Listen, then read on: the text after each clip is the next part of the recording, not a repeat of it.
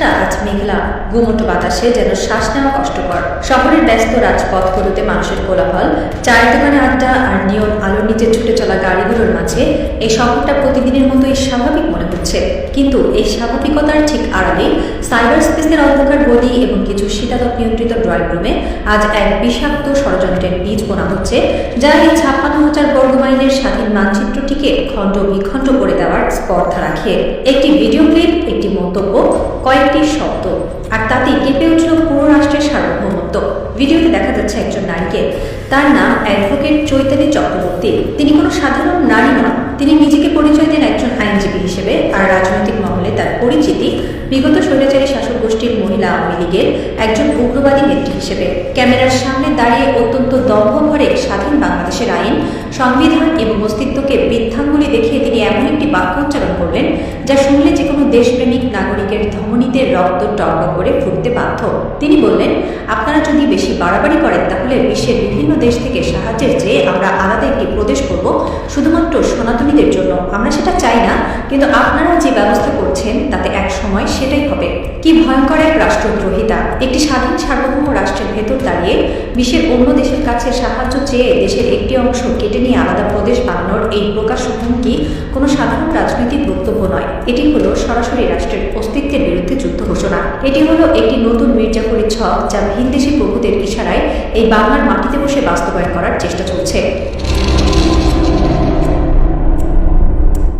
এই চরম রাষ্ট্রদ্রোহী কথাটি শোনার পর আসুন আমরা একটু কল্পনার আয়নায় অন্য একটি দেশের ছবি দেখি। ধরে নিন দৃশ্যপটটি বাংলাদেশের নয়, ভারতের উত্তরপ্রদেশ, গুজরাট বা দিল্লির কোনো রাস্তায় দাঁড়িয়ে একজন ভারতীয় মুসলমান নেতা বা আইনজীবী ঠিক এই কথাটি ক্যামেরার সামনে বললেন। তিনি বললেন, ভারতীয় মুসলমানদের উপর যে অত্যাচার করছে তা যদি বন্ধ না হয় তবে আমরা বিদেশের সাহায্য নিয়ে মুসলমানদের জন্য একটি আলাদা প্রদেশ বা রাষ্ট্র তৈরি করব। কি হতো তখন? পরদিন সকালে ওই মুসলমান নেতা নিজের বিছানায় ঘুম থেকে উঠতে পারতেন না। কয়েক ঘন্টার মধ্যে ভারতের এনআইএ বা অ্যান্টি টেরোরিজম স্কোয়াড তার বাড়ির দরজা ভেঙে তাকে তুলে নিয়ে যেত। তার বিরুদ্ধে ইউএপিএ, রাষ্ট্রদ্রোহিতা এবং ন্যাশনাল সিকিউরিটি অ্যাক্টের মতো সবচেয়ে ভয়ঙ্কর সব কালাকানুন প্রয়োগ করা হতো। তাকে সোজা তিহার জেলের অন্ধকার সেলে নিক্ষেপ করা হতো, যেখান থেকে হয়তো তিনি আর কোনোদিন সূর্যের আলো দেখতে পেতেন না। শুধু তাই নয়, পরদিন সকালে যোগী আদিত্যনাথ বা অন্য কোনো হিন্দুত্ববাদী মুখ্যমন্ত্রীর নির্দেশে বিশাল একটি হলুদ রঙের বুলডোজার এসে ওই নেতার পৈতৃক বাড়িটি ঘুরিয়ে মাটির সাথে মিশে দিত। পুরো ভারতের গদি মিডিয়া দিনরাত চিৎকার করে তাকে সন্ত্রাসী, পাকিস্তানের দালাল এবং দেশদ্রোহী বলে আখ্যা দিত। তার পুরো পরিবারকে সমাচ্যুত করা হতো। অথচ এই বাংলাদেশে এখানে একজন নারী প্রকাশ্যে দেশের মানচিত্র কেটে আলাদা প্রদেশ বানানোর হুমকি দিচ্ছেন, বিদেশের কাছে সাহায্য চাওয়ার নামে ভিনদেশি সামরিক বা রাজনৈতিক হস্তক্ষেপের আহ্বান জানাচ্ছেন, আর তিনি দিব্যি স্বাধীনভাবে ঘুরে বেড়াচ্ছেন। আমাদের রাষ্ট্রযন্ত্র নীরব, আমাদের সুশীল সমাজ নিশ্চুপ, আর আমাদের মিডিয়াগুলো যেন নাকে সরিষার তেল দিয়ে ঘুমাচ্ছে। এই পুরো ঘটনাটির সবচেয়ে স্পর্শকাতর এবং ক্রিটিক্যাল জায়গাটি কোথায় জানেন?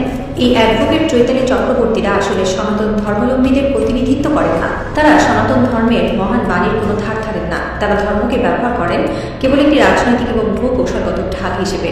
খুব স্পষ্ট করে একটি কথা বলা প্রয়োজন, বাংলাদেশে সনাতনী হওয়াটা কোনো অপরাধ নয়। সনাতন ধর্মাবলম্বীরা এই মাটির সন্তান, তারা আমাদের ভাই, আমাদের প্রতিবেশী। এমনকি কোনো গণতান্ত্রিক দেশে আওয়ামী লীগ করাটাও কোনো আইনি অপরাধ নয়। কিন্তু সমস্যাটা হলো এই দুইয়ের সংমিশ্রণে তৈরি হওয়া একটি ভয়ঙ্কর এবং বিকৃত সত্তায়। সমস্যাটা হলো উগ্রবাদী আওয়ামী লীগের সনাতনী। এরা সেই গোষ্ঠী যারা বিগত 15 বছর ধরে আওয়ামী লীগের স্বৈরাচারীর ছায়াতলে থেকে ভারতের আশীর্বাদ পুষ্ট হয়ে এই দেশে এক ধরনের জমিদারি চালিয়েছে।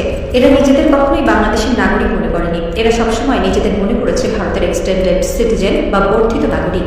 এদের শরীরটা বাংলাদেশে থাকলেও এদের আসল আনুগত্য, এদের আসল কিলা বা দুর্গ হলো নয়াদিল্লির সাউথ ব্লক। এরা যখন বিপদে পড়ে তখন এরা বাংলাদেশের আইনের কাছে যায় না, এরা ভারতের কাছে সাহায্য চায়। এরা আসলে সনাতনী নয়, এরা আসলে ভারতীয়। এরা হলো ফিফথ কলামনিস্ট বা পঞ্চম বাহিনী, যারা রাষ্ট্রের ভেতর থেকে রাষ্ট্রের শেকড় কেটে দেয়।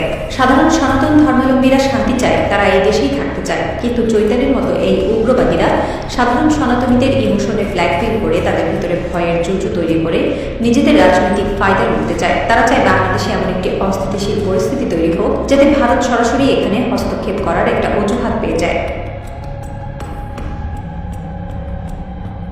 আইনের বইয়ের পাতা উল্টালে দেখা যায় বাংলাদেশের দণ্ডবিধির 123 ক এবং 124 ক ধারায় রাষ্ট্রদ্রোহিতার খুব স্পষ্ট সংজ্ঞা দেওয়া আছে। কেউ যদি স্বাধীন বাংলাদেশের ভূখণ্ডকে ছিন্ন ভিন্ন করার কথা বলে, যদি কোনো অংশকে আলাদা প্রদেশ করার বা অন্য কোনো রাষ্ট্রের অধীনে নিয়ে যাওয়ার আহ্বান জানায়, তবে তার শাস্তি হলো যাবজ্জীবন কারাদণ্ড বা সর্বোচ্চ শাস্তি। অ্যাডভোকেট চৈতালি চক্রবর্তী তার বক্তব্যের মাধ্যমে সরাসরি এই অপরাধটি করেছেন। তিনি শুধু আলাদা প্রদেশ চাননি, তিনি বিশ্বের বিভিন্ন দেশ থেকে সাহায্য চেয়ে সেই প্রদেশ করার কথা বলেছেন। অর্থাৎ তিনি একটি স্বাধীন দেশে বিদেশি শক্তির হস্তক্ষেপ বা আগ্রাসনকে আমন্ত্রণ জানিয়েছেন। এটি শুধু রাষ্ট্রদ্রোহ নয়, এটি হলো হাই ট্রিজন। এখন প্রশ্ন হলো, এখানে তার কি কিছু হবে? রাষ্ট্রযন্ত্র কি প্রকাশ্য রাষ্ট্রদ্রোহিতার বিরুদ্ধে মামলা করবে? প্রশাসন কি তাকে গ্রেফতার করে রিমান্ডে নিয়ে জানতে চাইবে যে তার এই আলাদা প্রদেশ বানানোর ব্লু প্রিন্টের পেছনে কারা কারা জড়িত? কোন কোন দেশের গোয়েন্দা সংস্থা তাকে এই সাহস জুগিয়েছে? নাকি আমরা আবার সেই চিরাচরিত সাম্প্রদায়িক সম্প্রীতি নষ্ট হওয়ার জুজুর ভয়ে এই ভয়ঙ্কর অপরাধীকে ছেড়ে দেব? যদি রাষ্ট্র আজ এই স্পট থাকে বিনা শাস্তিতে ছেড়ে দেয়, তবে কাল এমন আরো হাজারটা চৈতালি জন্ম নেবে, যারা মনে মনে দাঁড়িয়ে দেশের মানচিত্র ছিঁড়ে ফেলার স্লোগান দেবে। এই আলাদা প্রদেশ বানানোর আইডিয়াটি কিন্তু চৈতালি চক্রবর্তীর মাথা থেকে হঠাৎ করে আসেনি। এর শেকড় অনেক গভীরে। নয়াদিল্লির কট্টরপন্থী থিঙ্ক ট্যাঙ্ক এবং রয়ের মতো গোয়েন্দা সংস্থাগুলো দীর্ঘদিন ধরে একটি গোপন মাস্টার প্ল্যান নিয়ে কাজ করছে। ভারতের সবচেয়ে বড় ভয়ের জায়গা হলো তাদের সেভেন সিস্টার্স বা উত্তর পূর্বাঞ্চলীয় রাজ্যগুলো, যেগুলো শিলিগুড়ি করিডোর বা চিকেন স্নেক দিয়ে ঝুলে আছে। ভারত সবসময় চেয়েছে বাংলাদেশের উত্তরাঞ্চল বা বৃহত্তর একটি অংশকে যদি কোনোভাবে আলাদা করে একটি বাফার জোন বা স্বাধীন বাফার স্টেট হিসেবে তৈরি করা যায়, তবে তাদের সেভেন সিস্টার্স নিরাপত্তা নিশ্চিত হয়। আর এই বাফার জোন তৈরি করার জন্য তাদের দরকার একটি অজুহাত। সেই অজুহাতটি হলো সংখ্যালঘুদের উপর নির্যাতন হচ্ছে, তাই তাদের সুরক্ষার জন্য জাতিসংঘের অধীনে বা আন্তর্জাতিক হস্তক্ষেপে একটি আলাদা হিন্দু প্রদেশ তৈরি করা হোক। চৈতালি চক্রবর্তীর মুখ দিয়ে আজ যে কথাটি বেরিয়েছে তা আসলে সাউথ ব্লকের ওই গোপন মাস্টার প্ল্যানের একটি অঘোষিত ট্রেলার মাত্র। ভারত চায় বাংলাদেশের ভেতরে থাকা তাদের দালালরা এই দাবিটি বারবার উচ্চারণ করুক, যাতে আন্তর্জাতিক বিশ্ব এই ন্যারেটিভটির সাথে পরিচিত হয়। তারা একটি কৃত্রিম সংকট তৈরি করে আন্তর্জাতিক হস্তক্ষেপের ক্ষেত্র প্রস্তুত করতে চাইছে। আর আমাদের দেশের সাধারণ মানুষ যারা এখনো এদের নিছকই উগ্রবাদী নেত্রী ভাবছে, তারা আসলে এই মেগা জিওপলিটিক্যাল থ্রিলারের গভীরতা বুঝতেই পারছে না। রাত গভীর হচ্ছে ঢাকার বুকে। শেরেবাংলা নগরের কোনো একটি সুরক্ষিত কক্ষে হয়তো আজ রাতেও কোনো গোয়েন্দা কর্তা বা নীতি নির্ধারক কাজ করছেন। তাদের ল্যাপটপের স্ক্রিনে হয়তো চৈতালি চক্রবর্তীর ওই ভিডিও ক্লিপটি পোস্ট করে রাখা আছে। তারা জানেন এটি কোনো সাধারণ ভিডিও নয়, এটি হলো একটি টিকটিক করে চলা টাইম বোমা। এই নারীরা বলেছেন, তা যদি প্রশ্রয় পায় তবে তা শুধু একটি আইনি ব্যর্থতা হবে না, এটি হবে 30 লাখ শহীদের রক্তের সাথে চরম বেইমানি। যে মানচিত্র অর্জন করতে গিয়ে দেশের মানুষকে রক্তগঙ্গা পার হতে হয়েছে, সেই মানচিত্রের 1 ইঞ্চি মাটিও কেটে আলাদা প্রদেশ বানানোর স্বপ্ন যারা দেখে, তাদের স্থান স্বাধীন বাংলাদেশে হতে পারে না। একটি রাজনৈতিক এবং ভূকৌশলগত থ্রিলার আজ তার চরম ক্লাইম্যাক্সের দিকে এগোচ্ছে। দাবার বোর্ডে সাউথ ব্লক তাদের একটি বোর্ডকে দিয়ে এই চালটিকে চেলেছে। তারা দেখতে চায় ঢাকা কিভাবে রিয়্যাক্ট করে।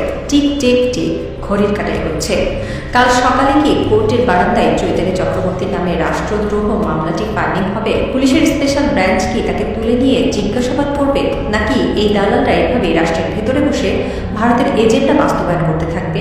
সাসপেন্স এখন তুঙ্গে। রাষ্ট্রের নীতি নির্ধারকদের সামনে এখন এক কঠিন পরীক্ষা। যদি তারা আজ মেরুদণ্ড সোজা করে দাঁড়াতে না পারেন, যদি তারা এই রাষ্ট্রদ্রোহিতার বিরুদ্ধে গিলোটিনের ব্লেড নামাতে ব্যর্থ হন, তবে ইতিহাস তাদের ক্ষমা করবে না। রাতের এই ঘুমন্ত বাতাস ফিসফিস করে বলে যাচ্ছে, শত্রু যখন ঘরের ভেতরে, তখন আর নীরব থাকার সুযোগ নেই। খেলা শুরু হয়ে গেছে। আর এই খেলায় মানচিত্র রক্ষার দায়ভার এখন রাষ্ট্রের প্রতিটি সচেতন নাগরিকের কাঁধে। অপেক্ষা কেবল আগামীকাল ভোরের, যে ভোরে রাষ্ট্র প্রমাণ করবে এই স্বাধীন ভূখণ্ডে কোনো আলাদা প্রদেশের স্বপ্ন দেখা রাষ্ট্রদ্রোহীদের স্থান কেবল জেলের অন্ধকার প্রকোষ্ঠেই।